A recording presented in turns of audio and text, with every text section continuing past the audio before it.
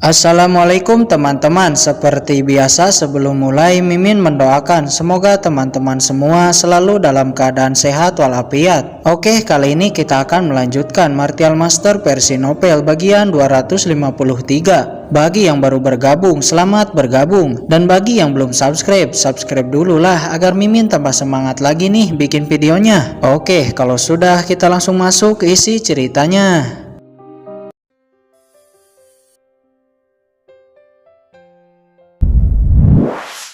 Hitam sudah memasuki ranah wujud tahap puncak menengah. Tuan, sekarang kita akan pergi kemana? Tanya budak hitam.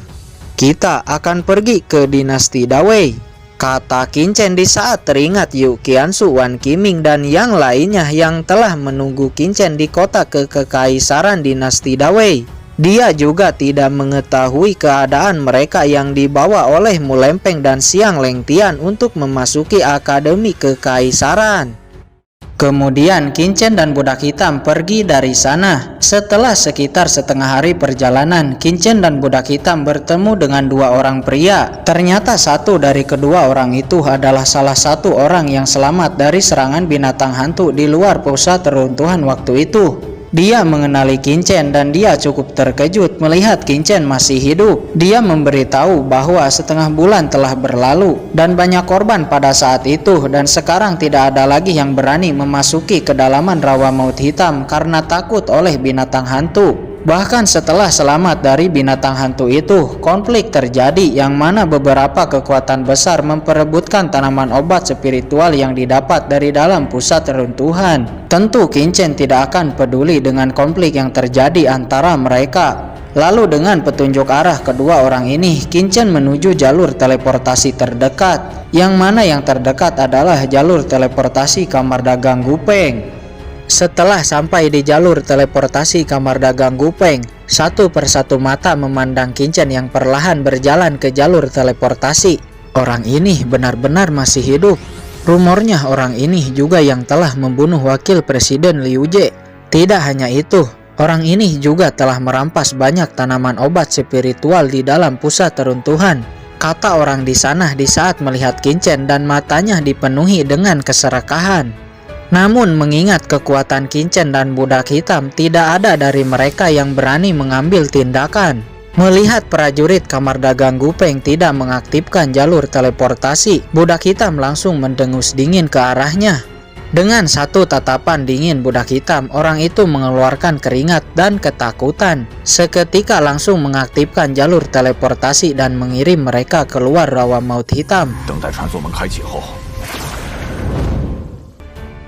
Setelah sampai di kota Blackmar City, kedatangan Kincen dan budak hitam menimbulkan kegemparan. Tidak disangka setelah setengah bulan, nama Kincen sangat terkenal dan menimbulkan sensasi di kota Blackmar City. Kabar kedatangan Kincen dengan cepat menyebar. Beberapa kekuatan besar seperti Long Yan dari Orde Hitam, Mo Xingcheng dari Royal Bespila dan juga kekuatan lainnya datang. Mereka semua memandang Kincen yang berjalan dengan acuh di lapangan. Long Yan, apakah kedua orang ini yang telah merampas tanaman obat spiritualmu dan juga 10.000 batu asli kelas menengah darimu? Kata Presiden Orde Hitam di sisi Long Yan yang diketahui bernama Long Yaotian. Ya, benar Tuan, kata Long Yan dengan hormat. Bocah ini nampak tidak terlihat kuat, kata Long Yaotian seraya memandang ke arah Kincen. Tuan Presiden, dari kelihatannya memang bocah ini nampak biasa-biasa saja, namun kekuatannya sangat kuat, terutama dalam keahlian formasi, jawab Long Yan. Presiden Orde Hitam tertegun sejenak, tidak melakukan apapun dan hanya memandang Kincen dari jauh. Xiao Chen, apa yang harus kita lakukan sekarang? Kata budak hitam di saat merasakan tatapan dingin dari semua orang. Biarkan saja, ayo kita pergi. Selama mereka tidak melakukan tindakan, kita juga tidak akan melakukan apapun. Namun jika ada yang berani bertindak, kita akan buat mereka menyesal, kata Kincen seraya berjalan melewati kerumunan. Namun di saat itu, tiba-tiba sekelompok orang dari kamar dagang Gupeng mengepung Kincen. Saya ingin bertanya, apakah kalian yang telah membunuh wakil presiden kamar dagang Gupeng Liu Jie? kata seorang pria yang diketahui bernama Sanjiu. Walaupun Sanjiu tidak yakin akan mampu atau tidak mengalahkan Qin Chen dan budak hitam, namun tujuannya adalah untuk menunda sampai Presiden Kamar Dagang Gupeng datang. Budak hitam, tunggu apa lagi? Kata Qin Chen di saat melihat orang-orang Kamar Dagang Gupeng telah bergerak mengepungnya. Budak hitam langsung menampilkan tombak es. Tombak es diayunkan disertai dengan kemunculan bayangan naga es di udara. Ternyata kamu benar-benar telah membunuh Liu Jie, kata Sanjiu di saat melihat tombak es milik Liu Jie dan langsung mengeluarkan sebuah kipas. Bayangan kipas dan bayangan tombak es langsung bertabrakan. Sanjiu langsung terpental, terhuyung-huyung mundur ke belakang dan terluka parah. Dalam satu gerakan lagi, orang-orang Kamar Dagang Gupeng yang mengepung dengan cepat mati di tangan budak hitam. Budak hitam langsung menarik cincin penyimpanan mereka. Kamu membunuh orang-orang Kamar Dagang Gupeng saya, kamu harus mati, kata Sanjiu. Budak hitam hanya mengabaikannya. Tombak es langsung melesat bersiap membunuh Sanjiu. Di saat tombak es akan menghantam Sanjiu, tiba-tiba dari kejauhan muncul sebuah kail dan langsung memblokir tombak es. Disusul dengan kedatangan seorang pria. Pria ini bernama Qiu Lenpeng, merupakan sang presiden Kamar Dagang Gupeng. Dari auranya, dia adalah seorang wujud tahap menengah. Itu adalah Presiden Qiu Lenpeng. Sepertinya kedua orang ini akan berakhir, kata orang di sekitar di saat melihat kedatangan Qiu Lenpeng. Aura wujud tahap menengah Qiu Lenpeng langsung menyebar. Tidak mau kalah, aura budak hitam juga melonjak menyebar keluar. Ternyata pria berjubah hitam ini juga adalah seorang wujud tahap menengah. Pantas dia begitu berani, kata orang di sana yang menonton. Ekspresi Qiu Lenpeng juga berubah menjadi waspada di saat merasakan lawannya juga seorang wujud tahap menengah. Budak hitam dengan cepat bergerak dengan tombak esnya melesat menerjang ke arah Qiu Lenpeng. Sebuah jimat emas muncul di tangan Qiu Lenpeng, dan di saat jimat itu diaktifkan, sebuah perisai emas langsung melindunginya. Kail emas panjang melesat dan memblokir tombak es. Boom! Gelombang energi tercipta di saat keduanya bertabrakan. Perisai emas Qiu Lenpeng bergetar di saat serangan tombak es menyapu. Keduanya terpental dan tidak ada yang menderita luka. Orang ini sangat kuat. Kalian semua serang anak itu, kata Qiu Lenpeng memberi perintah kepada Sanjiu dan lainnya. Mendengar perintah ini, Sanjiu dan yang lainnya yang merupakan wujud tahap awal menyeringai dan melesat menyerang ke arah Qin Chen. Melihat orang-orang ini mencari kematian, Qin Chen tanpa basa-basi berkata, "Badai spiritual." Cahaya mata langsung menusuk ke dalam pikiran Sanjiu dan yang lainnya. Semuanya nampak buram dan terdiam. Di saat bersamaan, pedang karat langsung muncul di tangan Qin Chen. Cahaya pedang melesat menghantam leher Sanjiu dan yang lainnya. Kemudian seketika mereka mati. Apakah saya tidak salah lihat? Beberapa wujud dibunuh hanya dengan satu serangan tanpa sempat menyerang, kata orang di sana yang nampak terkejut. Longyan Orde Hitam, Mo Xincheng Royal Bespila, dan kekuatan lainnya juga benar-benar tidak menyangka. Mayat-mayat itu jatuh ke tanah dengan kepala terpenggal. Budak hitam, selesaikan dengan cepat. Jika tidak, jangan ikuti saya lagi, kata Qin Chen. Mendengar ini, budak hitam menyimpan tombak esnya dan langsung menampilkan spanduk setan langit. Spanduk setan langit dari tangan budak hitam langsung melesat. Energi hitam spanduk setan langit menyebar menyelimuti Qiu Lenpeng. Setelah budak hitam menerobos, kekuatan spanduk setan langitnya juga nampak lebih menakutkan. Pada awalnya, perisai emas Qiu Lenpeng dapat menahan. Namun beberapa saat kemudian di bawah gemuruh spanduk setan langit, senjata kail Qiu Lenpeng tak mampu memblokir dan retakan muncul di perisai emasnya.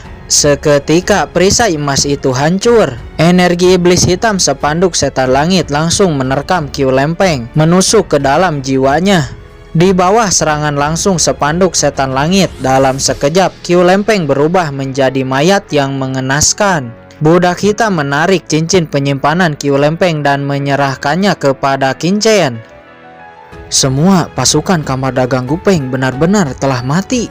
kata orang di sekitar yang terkejut dan hampir tak bisa berkata-kata. Kamar dagang Gupeng adalah salah satu kekuatan besar yang sudah bertahun-tahun berdiri. Namun sekarang semua prajuritnya telah binasa. Melihat pembantaian ini, tidak ada lagi yang berani bertindak. Walaupun mereka semua menginginkan tanaman obat spiritual yang Qin miliki. Bahkan Long Yao Tian, Presiden Orde Hitam, tidak berani bertindak. Dengan satu tatapan dingin Qin, mereka semua mundur dan memberi jalan kepada Qin. Setelah keluar dari kota Blackmar City, Qin memanggil elang bulu besi. Pada saat ini, dengan bantuan pil dari Qin, elang bulu besi telah naik tingkat di tingkat mendalam. Dan kecepatan elang bulu besi juga bertambah. Seharusnya sekitar 7 hari mereka akan tiba di dinasti Dawei. Budak hitam, kamu seharusnya berasal dari dinasti Dawei ini kan? Apa yang kamu ketahui tentang kota kekaisaran dinasti Dawei? Tanya Qin. Xiao Chen, kota kekaisaran memang merupakan kota yang sangat kuat. Secara umum ada 3 kekuatan besar. Yang pertama adalah keluarga kekaisaran. Kekuatan keluarga kekaisaran sangat besar, bahkan tidak ada yang berani memprovokasinya. Alasan mengapa Akademi Bintang Kaisar begitu populer juga karena ada keluarga kekaisaran yang mendukung dari belakang. Yang kedua adalah aliansi Zhongmen. Yang ketiga adalah anggota keluarga besar dinasti Dawei. Di antaranya adalah keluarga kaya, yaitu keluarga Leng, keluarga Mo, dan keluarga Wu. Kata budak hitam menjelaskan kepada Qin. Singkat cerita, setelah 7 hari akhirnya nampak sebuah kota yang megah di permukaan. Qin dan budak hitam mendarat dan memasuki pintu masuk kota kekaisaran. Budak hitam, apakah kamu mengetahui jalan menuju ke Akademi Bintang Kaisar? Kata Qin yang ingin secepatnya tiba di Akademi Bintang Kaisar dan bertemu dengan teman-temannya. Ya Xiao Chen, saya mengetahuinya. Ayo, kata budak hitam dan mereka pun bergegas pergi. Pada saat ini sekelompok orang berjalan dengan arogan di tengah jalan. Kalian menyingkir, menyingkir. Melihat Qin dan budak hitam yang tidak menyingkir, salah seorang dari kelompok itu mendekat dan berkata dengan dingin kepada Qin, apakah kamu mencari kematian? Kakak, ayo pergi, hari ini hari bahagia tuan muda, jangan mencari masalah, kata orang lainnya. Dan mereka pun bergegas buru-buru pergi. Itu adalah keluarga Peng. Mereka sangat sombong dan arogan. Kata budak hitam, Siang Leng Tian pernah berkata bahwa kota kekaisaran sangat aman. Namun mengapa banyak orang sombong dan arogan? Pikir Qin dan sedikit menjadi khawatir kepada teman-temannya. Setelah 1 jam, Qin dan budak hitam telah sampai di Akademi Bintang Kaisar. Di saat Qin akan memasuki Akademi Bintang Kaisar, 2 orang penjaga pintu masuk berkata, "Berhenti, selain murid tidak boleh memasuki Akademi Bintang Kaisar. Saya ingin bertemu dengan teman saya yang ada di Akademi Bintang Kaisar," kata Qin. "Siapa nama temanmu?" "Namanya adalah Wan Qiming," kata Qin. "Saya sudah lama di sini dan tidak ada murid yang bernama Wan Qiming." Apakah Wan Qiming tidak lolos ujian masuk Akademi Bintang Kaisar? Pikir Qin. Bagaimana jika Yuan Peng atau Yu Qiansu? Kata Qin. Tidak ada juga nama murid yang kamu sebutkan, kata kedua penjaga itu. Apakah kamu sedang membicarakan orang-orang yang berasal dari 5 kerajaan? Kata seorang murid wanita yang tiba-tiba menyaut. Qin berbalik kepada murid wanita itu. Apakah kamu mengetahui sesuatu? Mereka semua tidak ada di sini, kata wanita itu. Lalu di mana mereka sekarang? Kata Qin. Kamu juga seharusnya berasal dari 5 kerajaan. Pergilah, orang dari 5 kerajaan tidak ada di sini, kata seorang murid di sebelah wanita itu yang bernama Qi Wuyun. Apakah kamu tahu di mana mereka? Kata Qin. Walaupun saya tahu, saya tidak akan memberitahumu. Sekelompok sampah dari 5 kerajaan juga ingin bermimpi menjadi murid Akademi Bintang Kaisar kita, kata Ki Wuyun yang nampak sombong mengejek dan tertawa. Wanita di sisinya juga ikut tertawa dan beberapa murid di sekitar juga ikut tertawa. Melihat mereka tidak mau mengatakannya dan malah mengejek, Qin lalu berkata, "Sangkar penjara ilusi." Seketika kekuatan spiritual yang tidak terlihat langsung menusuk ke kepala kedua orang di depannya. Ki Wuyun dan wanita di sisinya langsung masuk ke alam spiritualnya. Dirantai dan nampak ketakutan. Sekarang katakan di mana Wan Qiming dan yang lainnya? Kedua pasangan ini nampak masih melawan dan tidak mengatakan apapun. Kemudian setelah Qin mengeluarkan cambuk dan kilatan guntur lalu menyiksa mereka, baru wanita itu akhirnya menyerah dan berkata, "Pada awalnya mereka memang datang ke sini dan mendaftar ujian masuk akademi. Banyak dari mereka memenangkan pertarungan dan mendapatkan kualifikasi untuk menjadi murid akademi. Namun setelah diketahui bahwa mereka berasal dari 5 kerajaan, mereka akhirnya kehilangan kualifikasi untuk menjadi murid akademi bintang kaisar. Namun karena ada Papiliun Pil dan Tanah Suci Darah yang membela mereka, akhirnya mereka dijadikan murid tukang. Murid tukang adalah murid tidak resmi, sama sekali tidak akan mendapatkan bimbingan atau pelajaran dari akademi, akan tetapi dijadikan seperti pembantu akademi. Setelah 3 tahun baru mereka bisa mendaftar masuk lagi dan apabila lolos akan menjadi murid resmi Akademi Bintang Kaisar." "Lalu di mana mereka sekarang?" kata Qin yang nampak kesal. "Saya mendengar bahwa mereka berada di kota kumuh Xicheng," kata wanita itu.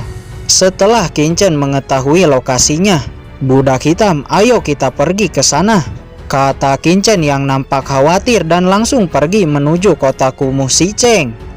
"Mengapa mereka berdua tiba-tiba pergi?" pikir orang di sana. Di luar jurus sangkar penjara ilusi Qin hanya sesaat, bahkan mereka tidak menyadarinya sama sekali. Sesaat kemudian Ki Wuyun dan wanita itu kembali sadar. Jiwanya nampak sakit dan tubuhnya jatuh terkapar ke tanah.